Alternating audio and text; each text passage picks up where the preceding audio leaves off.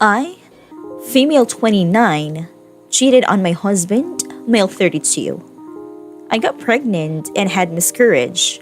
I cheated again, and we hit each other. Before we get started, make sure to subscribe so you will never miss a video. So let's get started. I, female 29, cheated on my husband, male 32. I got pregnant and had miscarriage. I cheated again, and we hit each other. I used Reddit too. If you thought I wouldn't stumble on this post, you clearly didn't think it would blow up the way it did. I was 20 when I met my husband. We met when we were both traveling around Europe. I was just finishing my trip, he was just starting his. We met and slept together the same day and spent my last few days together. For anyone saying this was a red flag for him, any more than it was for me. Your sexism is showing. After he went home, we struck up communication again and had a long-distance relationship that lasted a year. During this time, we talked about previous relationships and why they failed. I told him my ex dumped me for kissing another girl. And at the time, I didn't think it was a big deal. But I had since realized that cheating is cheating, and it was wrong of me to do it. He moved to me as his work is freelance and he can do it from anywhere. And I had spent the last year settling into a job I really liked. This was a suggestion. He makes more money than me and wanted to buy a house right away. I told him I would rather wait until we were married. We had discussed marriage at length and it was we both wanted. And we would buy one together, but he said he didn't want to throw money away on rent. And when we got married, I signed a prenup he would put my name on the mortgage. The suggestion of a prenup was offensive as he knew my family are well off, and I'd never cared about money, but I agreed. I also wanted to keep my own last name if we got married, and he said he wouldn't marry me if I didn't take his last name. This is also agreed to. He said fair is fair, and if I wanted to live and raise kids near my family and not his, and I'd be the one to stay home while he worked when we had kids, which I wanted, then I had to make compromise too. I didn't think these were fair compromises, but I agreed. He bought a house against my wishes, and then we got married. And to his credit, he put my name on a mortgage the following week. But this all left a bitter taste in my mouth. For the most part, things were great. I had a good social life and was outgoing. He was more of a stay-at-home type. I had lots of friends. He was focused on work. We were different, but we made it work.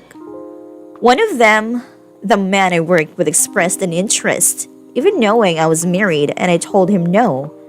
I told my husband this, and he asked me to stop spending time with him outside work. I told him no as I had already shot the other man down. This was a mistake on my part, and I admit it. When things were good, they were great. But also had resentments about the decisions I'd been forced to make and felt less like an equal partner in the marriage by the day.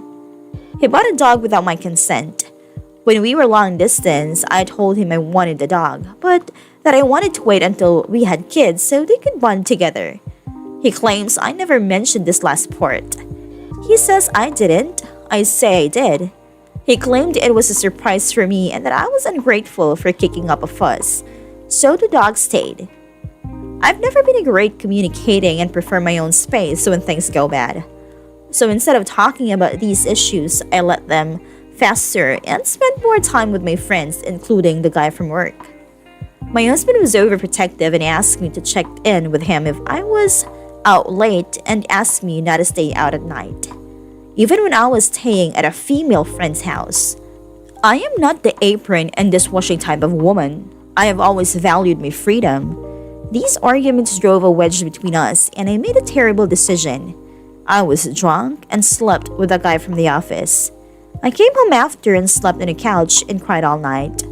My husband came down the next morning and attacked me for not coming home at a reasonable time. Said I was a mess because I slept in the clothes I went out and that I looked like a hooker. The other man, Greg, never said things like this to me. He enjoyed being social and dancing all the other things my husband didn't. I was young and stupid and decided to keep seeing him. He was kind and decent, and the more time I spent with him, the more I wished I'd met him first. I found out I was pregnant. I didn't know who the baby was, and I was racked with guilt.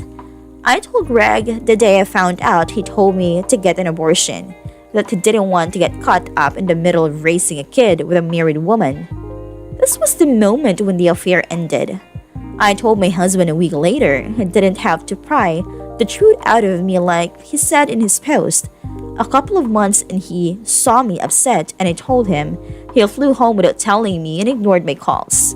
I realized then that I'd made a terrible mistake and decided to recommit to my marriage. I told him I would get an abortion if the child wasn't his. He told me to go fuck myself and hung up. Eventually he came home and we found out the baby wasn't his. So as we agreed, I put in the appointment for the abortion. When we did the paternity test, the doctor asked me if I wanted to know the sex. My husband answered for me and said, "It doesn't matter," and we left. I went back without him and found out it wasn't an IT. It was a she, my daughter. Over the course of the week, I had thoughts of being a mother. I had always wanted to raise kids, and in my fantasies during this week, I didn't think about the other man. This was my husband's baby. I pictured 3 of us together as a family. It wasn't ideal, but there was no good reason I could think of what we couldn't make the best of a bad situation. I planned to tell him who the father really was.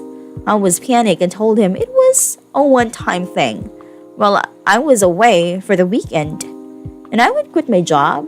It wasn't perfect, but if he loved me, we could make it work. Life throws tests at us, and when I took my marriage vows, I realized this and hope he would too. The day of the appointment, I begged him not to make me choose. I begged him to do one thing for me, not to commit to a lifetime of it, not even to love the baby, just to do one thing for me. I begged him to try. I asked him to give it a chance. He told me he was filing for divorce. I need to make something clear. Yes, I made mistakes, but I love my husband. He was the great love of my life and still is. He told me he wouldn't even try to make it work, and if I didn't have the operation, he would leave me and file for divorce that day. I asked him to let me think about it, and he said no to that too. I was torn between 2 horrible choices, and I chose one. I had an abortion. I was never going to raise the baby alone. If he wasn't with me in this, I wasn't going through with it. And he made it clear he wasn't with me. A few weeks after the operation, I was in more pain than I had ever been in my life. During this time, I stayed with my parents because we couldn't be around each other. I blamed him for making me choose. He still hated me for cheating and even told me he hated me for wanting to keep the baby and for asking him to be around for us. But I didn't want it to be in vain, so I moved back home and tried to make it work. I kept my feelings bottled up because I didn't want to remind him of what I've done. I was on a medical leave for 3 months and none of my friends knew. As far as they knew, Sam, my husband, and I had miscarried. As did my parents, I had nobody to talk to. I asked Greg to come over and we talked. I cried, he cried with me. It felt good to be heard and not have to wear a mask. These visits happened another half a dozen times. And it's important to know nothing sexual happened. The affair was over. I was leaning on a friend, the only friend who knew what I was going through. You know the rest. He came home, found out Greg was the father. We moved away and things got better. These were great years and I loved him with my whole heart. I never forgot what happened, but we talked about having our own children. I was happy and I had him to thank for that. When I found out I couldn't have children anymore, I tried to tell him, but I remember the way he looked at me years ago when he found out.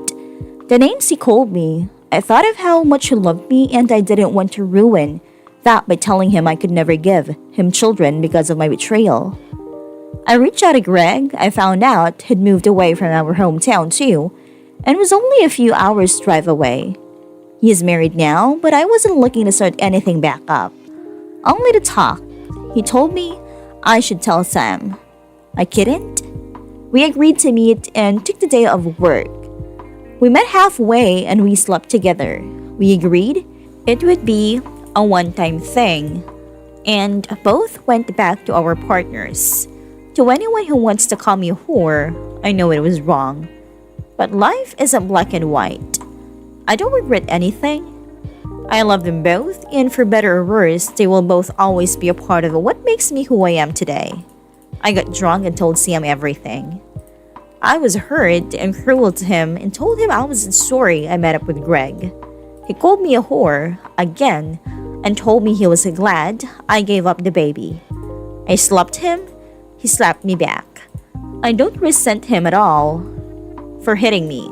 He had never lifted a hand to me before, and I said awful things that night, but after he told me he was glad that the choice of he forced me into deprived me of every being able to be a mother, that I can forgive. I will never forgive myself for the abortion, and I will never forgive him.